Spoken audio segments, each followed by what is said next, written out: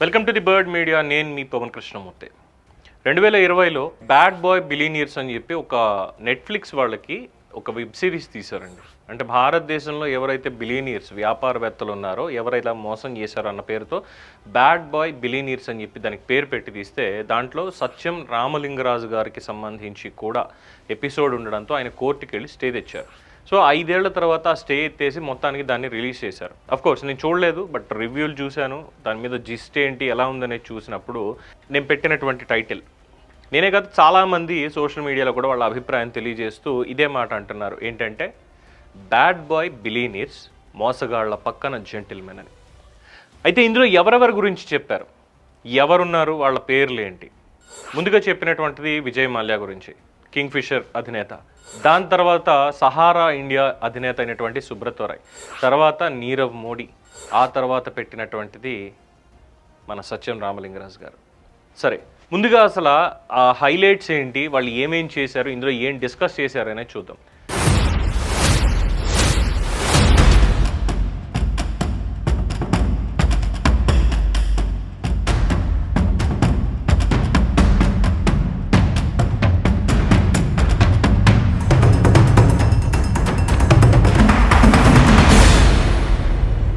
ముందుగా విజయ్ మాల్యా మోసం చేసిన మొత్తం సుమారు 9,000 కోట్లు, అంటే భారత బ్యాంకులకు సంబంధించి. కేస్ స్టేటస్ ప్రస్తుతం యూకేలో ఉంటూ భారత్కి ఎక్స్ట్రాడిషన్ ఆర్డర్ ఎదుర్కొంటున్నాడు. అంటే ఇండియాకి తీసుకురావడం కోసం కోర్టులు ప్రయత్నిస్తున్నాయి. భారత కోర్టులు అతన్ని ఆర్థిక నేరస్తుడు, అంటే ఫ్యూజిటివ్ ఎకనామిక్ అఫెండర్గా ప్రకటించేశాయి ఆల్రెడీ. బ్యాంకులు అతని ఆస్తులమ్మి కొంతవరకు డబ్బుని రికవరీ చేసుకున్నాయి. ఇక డాక్యుమెంటరీ హైలైట్స్ చూస్తే లగ్జరీ లైఫ్ స్టైల్, అంటే ఆయన యాచెస్, పార్టీలు, F1 టీం కావచ్చు, అలాగే క్రికెట్ మ్యాచెస్కి ఆయన వెళ్ళి చేస్తున్నటువంటివి, ఇవన్నీ బర్త్డే ఫంక్షన్స్, ఎవ్రీథింగ్ లండన్లో ఉంటూ ఆయన చేస్తున్నటువంటిది. ఇక కింగ్ ఫిషర్ ఎయిర్లైన్స్ ఫెయిల్యూర్ గురించి, ఎలా ఫెయిల్యూర్ అయ్యింది అనేది చూపించారు. అలాగే విజయ్ మాల్యా వాదన ప్రత్యేకంగా I didn't steel any money అనేటువంటి వాదన ఇందులో హైలైట్ అయింది. ఇక రెండవ వ్యక్తి మనందరికీ తెలుసు, నీరవ్ మోదీ. మోసం చేసిన మొత్తం దాదాపు 13,000 నుంచి 14,000 కోట్ల రూపాయలు. Punjab national bank scam. Case స్టేటసా యూకేలో అరెస్ట్ చేశారు భారతదేశం నుంచి పారిపోయిన తర్వాత. భారతదేశానికి ఎక్స్ట్రాడిషన్ ప్రాసెస్ ఇంకా కొనసాగుతోంది, జైల్లోనే కేసులు నడుస్తున్నాయి. ఇక డాక్యుమెంటరీలో ఈ హైలైట్స్ ఏమి ఇచ్చారనేది చూసినప్పుడు, ఈ లెటర్ ఆఫ్ అండర్టేకింగ్, అంటే నకిలీ LOUలు, వాటిని స్కామ్ చేసి వజ్రాల వ్యాపారం పేరుతోటి చేశాడు. అలాగే బ్యాంక్ ఇన్సైడర్ సహకారం అనేది ఇందులో ఉంది. బ్యాంకర్లతో కలిసి ఒకటి లెటర్ ఆఫ్ అండర్టేకింగ్ తీసుకునే చోట 10 తీసుకోవడం, 1,000 కోట్ల రూపాయలకి వ్యాపారాలు చేస్తున్నట్టుగా చూపించడం, ఆ డబ్బుని ఎగవేశాడు. అలాగే గ్లోబల్ లగ్జరీ బ్రాండ్గా ఎదగడం, ఒక్కసారిగా పతనమైపోయినటువంటి తీరుని దీంట్లో డిస్కస్ చేశారు. ఇక మూడో వ్యక్తి సుబ్రతో రాయ్, సహారా గ్రూప్. సహారా గ్రూప్ అనగానే అందరికీ గుర్తొచ్చేది సహారా అడ్వర్టైజ్మెంట్స్, అలాగే మన క్రికెట్ టీంకి వాళ్ళు స్పాన్సర్షిప్ చేయడం, ఇవన్నీ కూడా గతంలో చూసినటువంటిది. సో సుబ్రతో రాయ్ చేసినటువంటి మోసం మొత్తం విలువ 24,000 కోట్ల రూపాయలు, అది కూడా చిన్న చిన్న ఇన్వెస్టర్స్ దగ్గర నుంచి సైతం.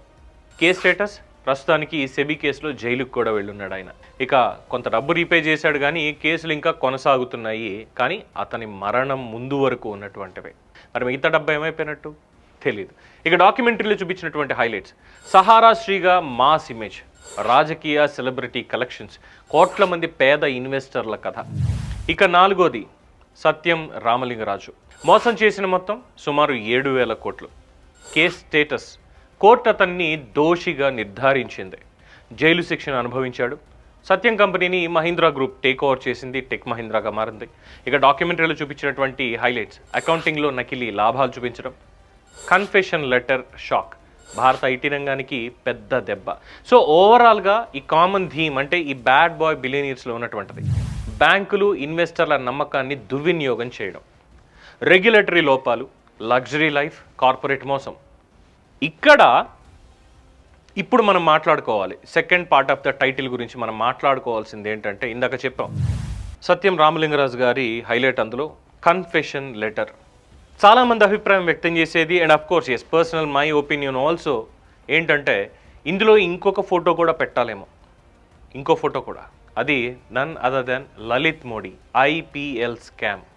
అది కూడా పెట్టి వెబ్ సిరీస్ మొత్తం తీస్తే ఎవ్వరికి అభ్యంతరం ఉండేది కాదేమో. మేబీ అండ్ ఇందాక చెప్పాను కదా, ఈ కన్ఫెషన్ లెటర్ అన్నటువంటి పాయింట్ వచ్చిన దగ్గర ఆ సత్యం రామలింగరాజు గారి గురించి ఏ విధంగా మాట్లాడుకుంటున్నారనేది. అందుకే ఈ నలుగురిని, సుబ్రతో రాయ్, విజయ్ మాల్యా అండ్ నీరవ్ మోడీ అండ్ మెహుల్ చోక్సీ కూడా పెట్టొచ్చు, తప్పేమీ లేదు. మెహుల్ చోక్సీ తర్వాత మనకున్నటువంటి లలిత్ మోడీ, వీళ్ళందరినీ పెట్టి తీసి మన రామలింగరాజు గారిని పక్కన పెట్టుంటే బాగుండేదేమో. ఎందుకంటే just because he is a tough gentleman. మరి తప్పు చేశాడు కదా, టఫ్ జెంటిల్మెన్ ఎందుకు అయిపోయాడు అనొచ్చు. ఎస్, ఆయన నిజంగానే జెంటిల్మెన్. సత్యం కంప్యూటర్స్ భారతదేశంలో ప్రభుత్వ ఉద్యోగులు, ఐఏఎస్లు, ఐపీఎస్లు, రాజకీయ నాయకులు, ముఖ్యమంత్రులు, ప్రధానమంత్రులు, వాళ్ళ కొడుకులు, వీళ్ళకి కూడా లేనటువంటి ఒక ఇమేజ్ సత్యం కంప్యూటర్స్. సత్యం కంప్యూటర్స్ అనే దానికి ఉంది. ఎస్, ప్రభుత్వ ఉద్యోగికి నాకు నెలకి నేను ₹1,00,000 డ్రా చేస్తున్నాను, ప్రభుత్వ ఉద్యోగంలో ఉన్నాను, రేపన్న రోజు నేను ఇంకా పెద్ద పొజిషన్కి వెళ్తానన్న పిల్లనిచ్చేవాళ్ళు లేడు ఆ రోజు. అలాంటిది సత్యం కంప్యూటర్స్లో ఒక చిన్న క్లర్క్ గానో లేదంటే ఒక సాఫ్ట్వేర్ ఎంప్లాయీగా నార్మల్గా బేసిక్గా జాయిన్ అయితే కోట్లలో కట్నం ఇచ్చారు. ఎస్, ఇవన్నీ జరిగినటువంటి వాస్తవాలు. అంటే ఒక గుడ్ విల్ అనేది ఆంధ్ర రాష్ట్రంలో, ఉమ్మడి ఆంధ్ర రాష్ట్రంలో తెలుగు వాడికి ఒక గుడ్ విల్ అనేది ఇచ్చింది ఖచ్చితంగా సత్యం కంప్యూటర్స్ అని చెప్పడంలో ఎటువంటి అతిశయోక్తి లేదు. That's why he was a gentlemen.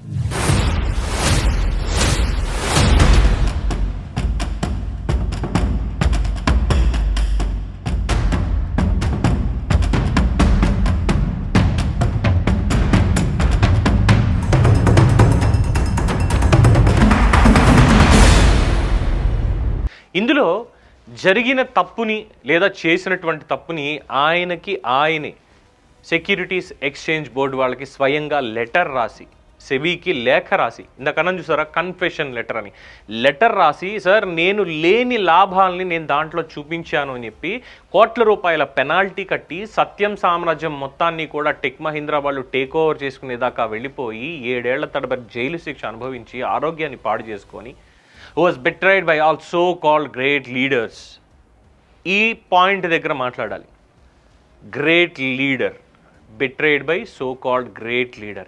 ఇక్కడ మనం మాట్లాడుకోవాల్సినటువంటి అంశం సత్యం మైటాస్ కింద ఎలా వెళ్ళింది అని. ఎవరిని అనుకున్నారా బిల్ క్లింటన్ భారతదేశానికి వస్తాడో, అందులోనూ ఆంధ్రప్రదేశ్కి వస్తాడు, ఆంధ్రప్రదేశ్లో ఒక అతి సామాన్యమైనటువంటి డ్వాక్రా మహిళని కూడా కలిసి ఒక పూరి గుడిసె దగ్గర ఎక్కడో కూర్చొని ఒక డ్వాక్రా మహిళతో మాట్లాడుతూ కంప్యూటర్లో వాళ్ళు చూపించేది చూడగలుగుతాడు అని ఆ కళ సాకారమైంది మనకి. అండ్ అదే వేదిక మీద ఒక తెలుగువాడు, అసలు రాజకీయాలు సంబంధం లేనటువంటి వాడు, ఒక అమెరికా అధ్యక్షుడితోటి కూర్చోగలడు అని ఊహించామా? సత్యం రామలింగరాజు గారు కూర్చున్నారు. ఎస్, అండ్ ఆ తర్వాత ఒక ఫేజ్ అయిపోయింది. సత్యం అనేది చాలా పీక్స్ లెవెల్లో ఉంది. భారతదేశం అంటే సత్యం కంప్యూటర్స్ అనేటువంటి ఒక బ్రాండ్ ఇమేజ్ని తెచ్చుకొచ్చింది సాఫ్ట్వేర్ రంగంలో. 2004 తర్వాత అనుకున్నది మొత్తం అంతా కూడా సర్వనాశనం అయిపోయింది. 2009 బిఫోర్ వరకు కూడా. కారణం, you know that great leader whom I'm talking about. నేను కొత్తగా చెప్పాల్సినటువంటి అవసరం లేదు. వారి కుమారుడు ఇద్దరూ కలిసి సత్యం రామలింగరాజుని ఎలాగా పట్టుకున్నారు, సత్యం నుంచి మైటాస్ అని ఎలాగా, అండ్ మెట్రో ప్రాజెక్ట్కి సంబంధించినటువంటి అంశం అని చెప్పి ఏ విధంగా తీసుకెళ్లారు, ఏ విధంగా ఆస్తులు కొన్నారా, ఏమైంది. మొత్తానికి సత్యం లాభాల్లో వాటాలని పక్కన పెట్టి ఆడిటింగ్లో మాత్రం ఎక్కువ లాభాలు వస్తున్నాయంటూ ఇన్వెస్టర్లు ఎవరైతే ఉన్నారో మొత్తం అందరూ షేర్ హోల్డర్స్ యొక్క నమ్మకాన్ని పోగొట్టుకునేలాగా చివరికి ఆయన్ని ముంచేసి సత్యం సామ్రాజ్యాన్ని నేల మట్టం చేసేశారు. కానీ జరిగింది నేరమే, చేసింది తప్పే. కన్ఫెస్ చేసి డబ్బులు కట్టి, పన్నులు సైతం కట్టి జైలు శిక్ష అనుభవించిన రాజే అనేటువంటి ఒక గౌరవం ఆయనకు ఉండింది. ఎందుకంటే వేల కోట్లు ఎగ్గొట్టి విదేశాల్లో లగ్జరియస్ లైఫ్ అనుభవిస్తూ దేశం దాటిపోయి ఏళ్ల తరబడి తప్పించుకు తిరుగుతున్న వ్యక్తుల పక్కన సత్యం రామలింగరాజు గారిని చూడడం అంటే మంచి వాళ్ళని మోసగాళ్ళని ఒకే ఘాటను కట్టినట్టు అవుతుంది.